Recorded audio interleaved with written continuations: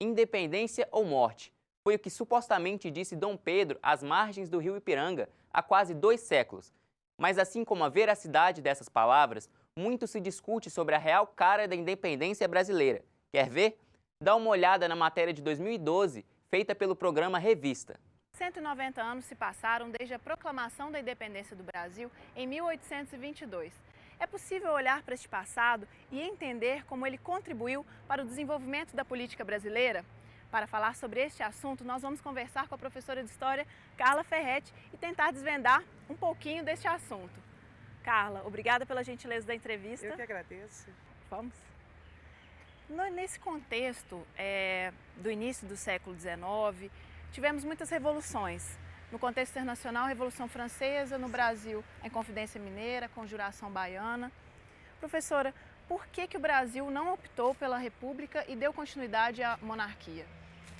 A monarquia foi uma escolha política de alguns grupos, principalmente grupos da aristocracia rural brasileira, grandes proprietários de terra e de escravos, que inclusive tinham muito medo das experiências republicanas. Carla, e a Constituição do Brasil, a primeira Constituição do Brasil foi feita em 1824, que contribuiu para Portugal reconhecer também o processo de independência em 1825, um ano mais tarde. Até hoje essa Constituição é importante na história do Brasil. Ela estabeleceu os primeiros parâmetros da vida política nacional. Até então vivíamos sob o manto aí da legislação portuguesa e da tradição política portuguesa. Essa Constituição também não rompe radicalmente com esta tradição, falamos disso há pouco, pela manutenção, inclusive, de uma monarquia, de uma dinastia portuguesa, que é a dinastia de Bragança. Mas nessa Constituição nós temos alguns princípios fundamentais. O princípio mais decisivo que eu acredito que esteja aí, e por isso ele é referência para as demais constituições e para toda a discussão constitucional brasileira, é o princípio da cidadania. Esta é uma Constituição liberal, por mais que ela seja monárquica e muitos não identifiquem monarquia e liberalismo, ela é uma Constituição em uma sociedade escravista, mas ela tem os princípios liberais muito claros e um dos mais importantes, talvez o mais importante, que é o que funda a vida política, é o princípio da cidadania. O atual momento político brasileiro não é dos melhores, mas entender o passado pode ajudar a melhorar o presente. Pelo menos, essa é a ideia que o professor Laurentino Gomes defendeu no programa Novos Tempos. Hoje, a história se tornou um assunto importante no Brasil, num momento também muito especial para o nosso país, que são quase 30 anos de democracia, sem ruptura. É a primeira vez que isso acontece na nossa história, O Brasil é um país de construção autoritária, de cima para baixo, em que as pessoas raramente foram chamadas a participar dessa construção do futuro. Isso está acontecendo agora, pela primeira vez. Então, nesse ambiente de democracia, estudar história é absolutamente fundamental. Eu diria que talvez estudar história seja mais importante hoje do que estudar matemática, física, química, engenharia, porque diz respeito à nossa identidade, ao que nós somos e aos sonhos que nós projetamos em direção ao futuro. Nós que sonhamos ter um Estado mais eficiente, mais honesto, menos corrupto, é preciso que nós sejamos assim nas nossas relações individuais primeiro, de maneira que esses valores estejam de tal forma incorporados na nossa forma de ser, na nossa cultura, que nós transformemos, sejamos capazes de consolidar no Estado esses valores também. A data da independência dá nome a um dos pontos mais conhecidos do centro da capital mineira. Se você mora em Belo Horizonte, com certeza conhece a Praça 7 de Setembro. O obelisco no centro, apelidado de Pirulito, é um grande cartão postal da cidade e possui uma história interessante, como conta o programa Revista de 2012.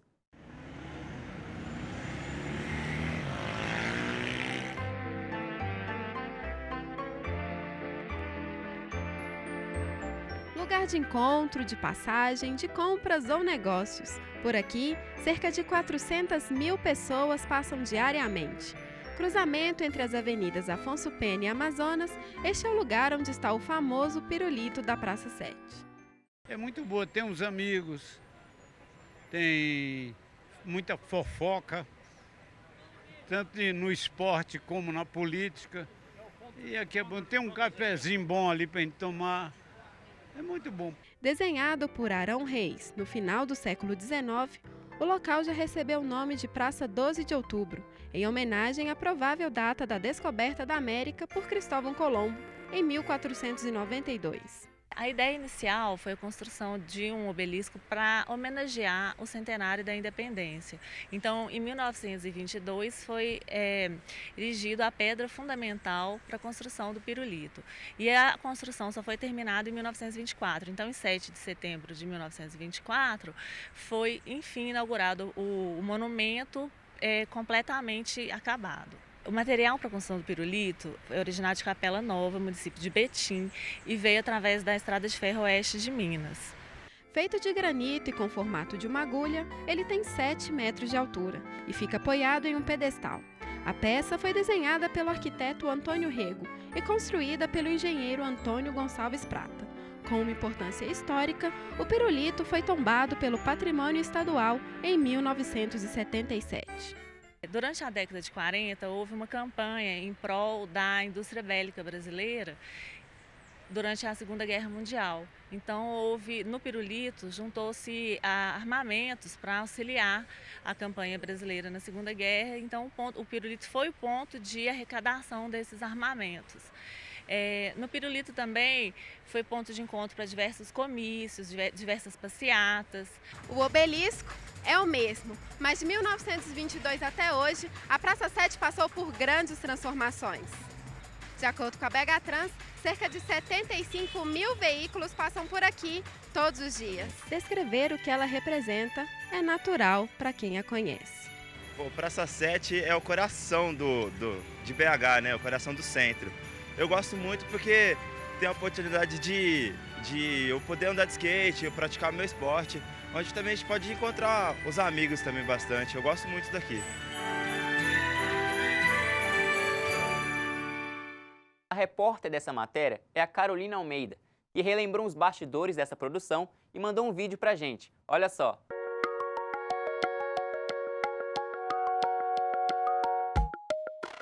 Oi gente, tudo bem? Eu sou a Carol Almeida e eu tô muito feliz de participar do Memória PUC TV Minas, porque se tratando desse lugar eu tenho ótimas recordações. Eu fui estagiária da PUC TV Minas de abril de 2012 a abril de 2013 e por mais que eu tenha coberto diversas matérias, principalmente na área da cultura, eu pude passar também por outras editorias, produzir e fazer diversas reportagens como essa aí da Praça 7. E essa foi uma reportagem muito especial porque, como jornalista, é muito legal entender e aprender a história da cidade e passar isso para as pessoas também. E foi isso que aconteceu ao produzir essa matéria. Uma das curiosidades também que eu gostei muito de participar, se eu não me engano, foi o André Cruz, que foi comigo, fazer essas imagens. Foi muito legal que a gente subiu do alto ali de um dos prédios da Praça 7, pôde pegar a cidade assim de um ângulo muito legal. Eu também fiz uma passagem, eu nunca fui muito de fazer passagem assim, mas eu fiz uma passagem ali bem no centro e foi muito divertida, aqueles carros todos passando assim, foi uma experiência muito boa, de um aprendizado assim muito grande como estagiária. Também agradeço a Carol Amaral, que ainda está aí na PUC, que me acompanhou, foi uma grande mentora e me ajudou muito a produzir e redigir essa matéria. E é isso, um beijo e até lá! Até que ponto o Brasil se tornou realmente livre após a independência?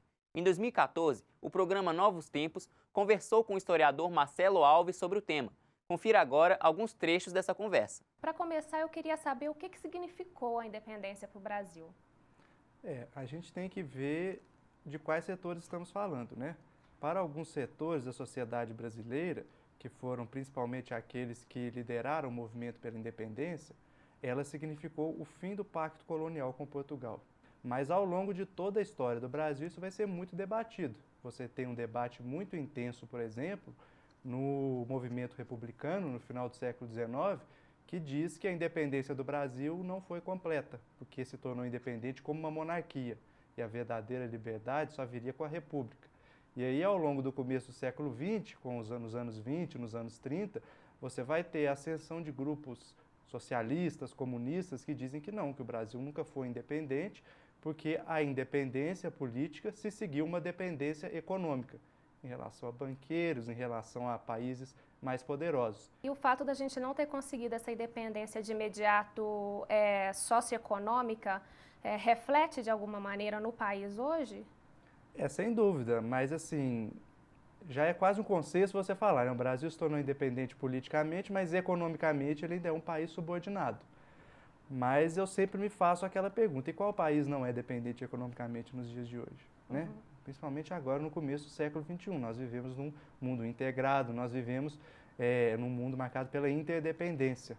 Os poucos países que hoje buscam proclamar independência total, falar assim, nós não dependemos de nada nem de ninguém, são países condenados ao fracasso, né? Então, todos os países no mundo de hoje, ou pelo menos quase todos, dependem em maior ou menor medida uns dos outros. Obviamente que há alguns que dependem mais, outros dependem menos. 67 anos separam a independência da proclamação da República, que por sua vez já tem 127 anos. A nossa liberdade aumentou muito desde então, mas ainda não se aplica a todos. E no Memória PUC-TV de hoje, deu para refletir sobre como o Brasil ainda precisa evoluir no quesito liberdade, não é mesmo? Espero que tenha gostado do programa e não deixe de conferir o Memória Web nas redes sociais. Até a próxima. Tchau!